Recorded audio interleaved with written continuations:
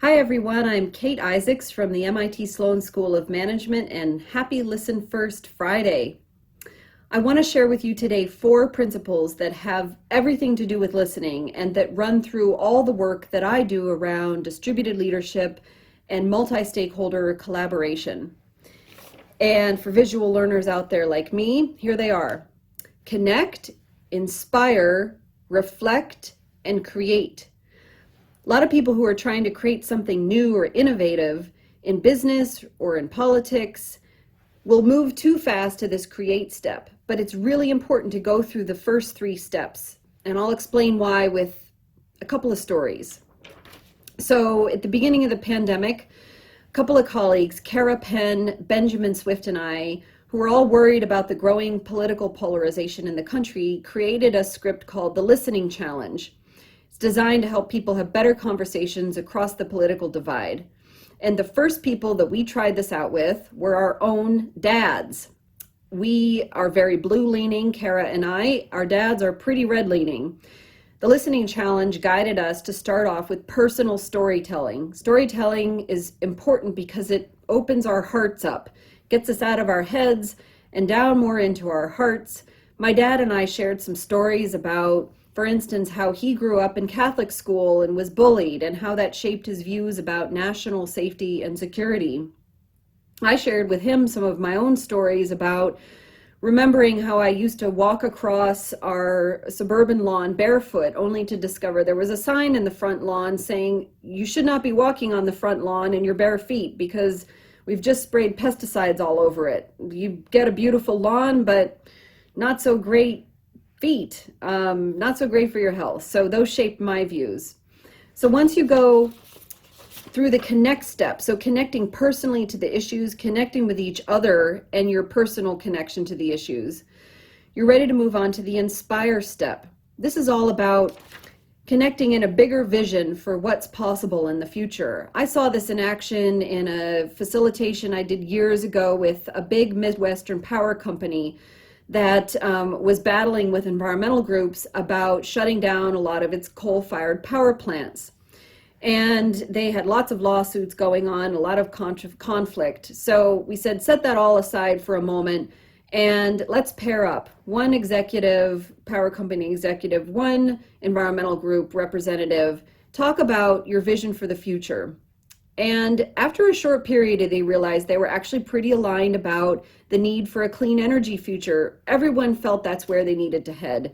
They were disagreeing about the timing of that and how to get there, but they were pretty shocked to discover that they were aligned, and that was very inspiring to realize that.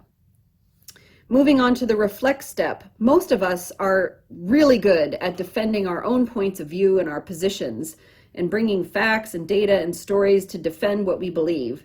Reflection is about creating a little bit of room and space in your belief system so that instead of your beliefs having you, you start to have them and understand and how to control them and what's underneath those beliefs. So in the listening challenge that I did with my dad, we were asked to reflect on questions like, is there anything you disagree with about your own party's positions or policies? And is there anything you agree with about the other side's positions or policies?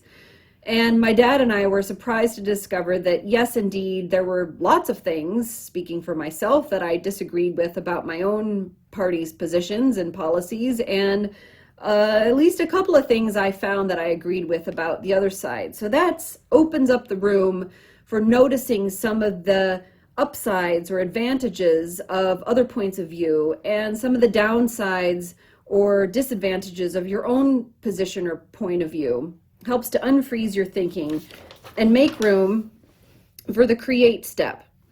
So I love the example of the Braver Angels Common Ground workshop that just happened in Kentucky, where a group of politically mixed residents came up with unanimous agreements on abortion policy, on better safe sex education in Kentucky schools, and better access to long-lasting contraception, so as to reduce the number of abortions in the state. What a great example. And they did this by pitching their ideas to each other, so that they would have to come up with moderate suggestions that they felt the other side would be likely to adopt. What a great idea. All right, so I want to summarize a lot of the research that I've done over the years about listening.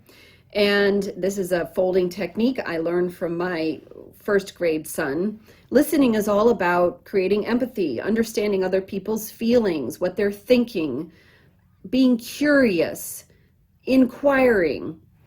But it turns out that when people do this deep listening work and develop more empathy, they actually learn a lot about themselves and their own identity, who they really are, what we believe, and why. And when you do that, when you have two halves to the whole, what you do is open up the space for much more creativity and creative solutions. Thanks again for listening, and again, happy Listening First Friday, and I hope you have a great weekend.